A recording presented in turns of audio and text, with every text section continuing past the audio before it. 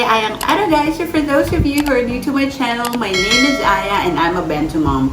I make fun and creative lunchboxes for my daughter Zion. I'm also into gardening and homemaking, and I also love food, travel, and shopping. So if these are the things that interest you, please keep on watching. So it's another Monday guys, start of the school week, and it's our first bento creation for October. So what we're gonna do today is something related to October. Of course, it's the spooky month, but there's something more important related to October. So let's check and see kung anong gagawin natin for today. Alright, so for today's creation, we're gonna do a brain na bento box. So why brain yung naisip ko for today? It's related to something spooky in October, and also October, more importantly, is the National Mental Health Awareness Month. So that's what we're gonna be doing today, alright? So our ingredients for the brain, supposedly pink colored rice, but it looks like purple. What I use here is acai berry powder. Ayan sa screen is how I made it. There. So you just need to dissolve the powder in water and then mix it, and then saka nyo siya ilalagay sa rice, and then mash it sa rice so that you will fully incorporate the color. And then for the details, of course, we're gonna be using nori here. So that's all that we need, just the rice and the nori for the details, right? And then for our sides, I already put them in silicone cups. So this is from Bento there sa Instagram, and they also have a Shopee account. So these silicone cups are from them. Ayan. So we have corned beef. Ayan, Zion's favorite. And we have buttered corn.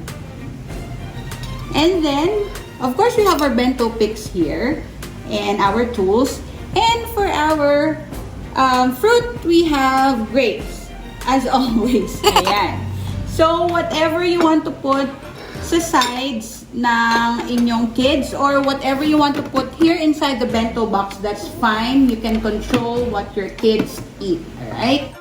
And, of course, we have here our bento box. This is the Yum Box Panino that we're gonna be using. And I'm gonna be using this to line the Yum Box Panino. So, this is an aluminum foil. Ayan. So I got this one online as well. There. So we'll start by molding the rice. So of course we need our cling wrap. So the first thing that we're gonna be doing is molding the rice. So again, we're using this cling wrap here. And as you can see guys, tingnan nyo, my workstation is very big. And it fits everything that I need here. I'm actually on the dining table, but I'm using a kneading board. So this kneading board is so big that it can fit everything you need for food preparation. So this is not only for baking or kneading or serving food, but there. This is very useful for me. So this is from Luid Local. There's a screen. That's their website. They also have a Shopee account, and you can also inquire via Instagram. Ayan. So, this one is our cling wrap, and then we just need to get a portion of our pinkish na purple na rice. Okay, so I don't have food color yet to create a nice pink color, but this one will do. So, it looks like a grape na color, right? So, we just need around 3 tablespoons of rice. Basically, the shape that you want to create is sort of a round shape. The shape of a brain. Whatever that is. Ayan sa screen. Ganyan. Yung gagawin natin. Na inspiration. Okay? So, you just need to mold the rice. Wrap it in the cling wrap and make sure that you compress them or make them compact so that the rice grains will stick together. Ayan. Okay? So when you're molding the rice, you don't want to make it all too perfect because, di ba, yung brain, hindi naman siya perfect. kung ano lang yung shape na medyo ganun lang sa screen. Ayan, again, the picture of the brain. Something like that, then that's fine. Okay, so me, I created some sort of shape na parang ganyan. Ayan. So, lagyan lang natin ng medyo mga curve here sa gilid. Ayan. Diba? And then, we're now ready to cut our details. So, for the details of the brain, we need just nori. So, we just need to cut some like curvy or curly na lines to put here sa brain. Kasi diba yung mga nerves. However you want to cut it, there's really no standard para sa brain. Basta makapag-line lang tayo here, that's fine, okay? So, guys, ayan. So, I cut random lines, C-shapes, curve lines. It's just random. And then, I'm just cutting C-shapes here. So, medyo lagyan lang natin siya ng curve edges. Parang cloud. Yan. Di ba yung brain parang cloud? So, I'm just cutting shapes. Parang mga humps. Like this. The edges of a cloud. Ayan. And then, I'm just putting it here sa edges to line it.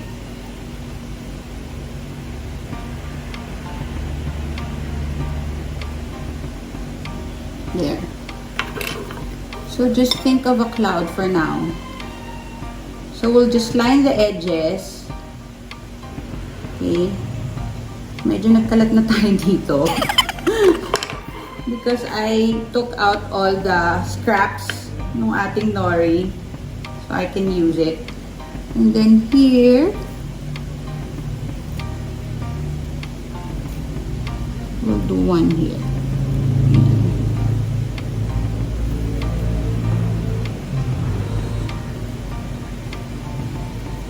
There. So, just C shapes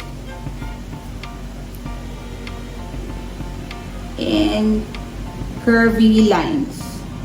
So, again, this is something that's random, pero most of the shapes are like this, na kinat ko. Ayan. So, we'll put one here again. And it's okay pag lubag pa siya, because it can look like the nerves of the brain. That. Right? So, we'll do another one. So, punuin nyo lang siya ng lines.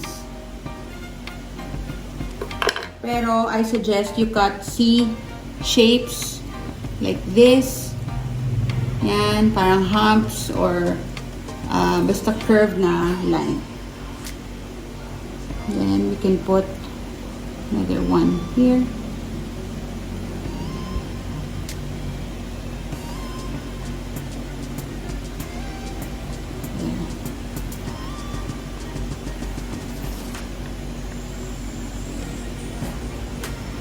So, however you want to position it, that's fine as well. There. So long as later on, it will look like a brain. Hopefully.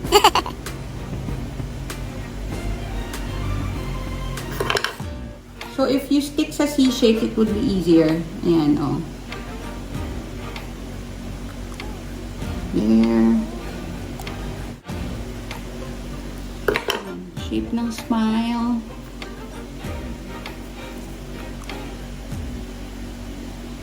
There.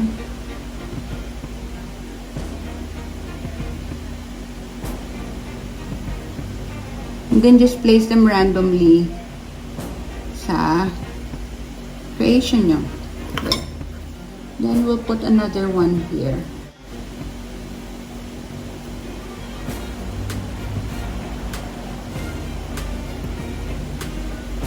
Here. There. Yan. Ta-da! Oh, it's like a cloud, but it's a brain. So, here's our aluminum foil. So, we'll just put it here. So, again, if you don't want to line your box, that's fine. But, it's easier for you to clean it if you line it.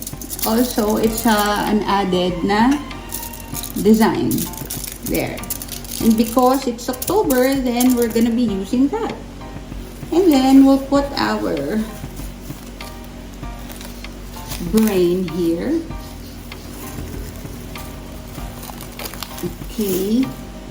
So again, this is something spooky, but also, more importantly, this is to symbolize the National Mental Health Awareness Month, which is this October.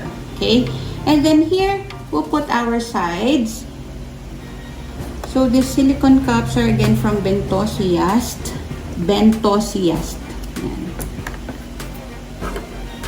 So, let me just fit it here. And then, ito, here. And then here, we'll put our grapes. There.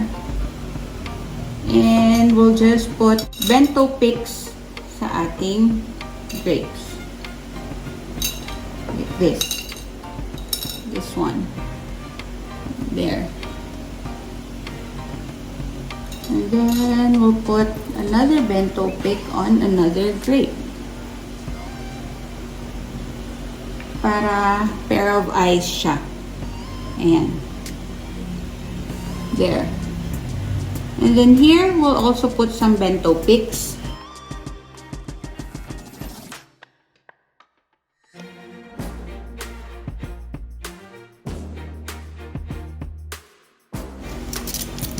There. So, this is our finished product. So that's it, guys, for today's creation. And we're gonna have more of these spooky na bento creations for this October. So stay tuned, alright? So I hope you enjoyed what we did.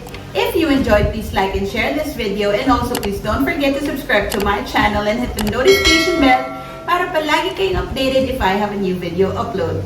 Thank you for watching, guys. See you in my next vlog. Bye!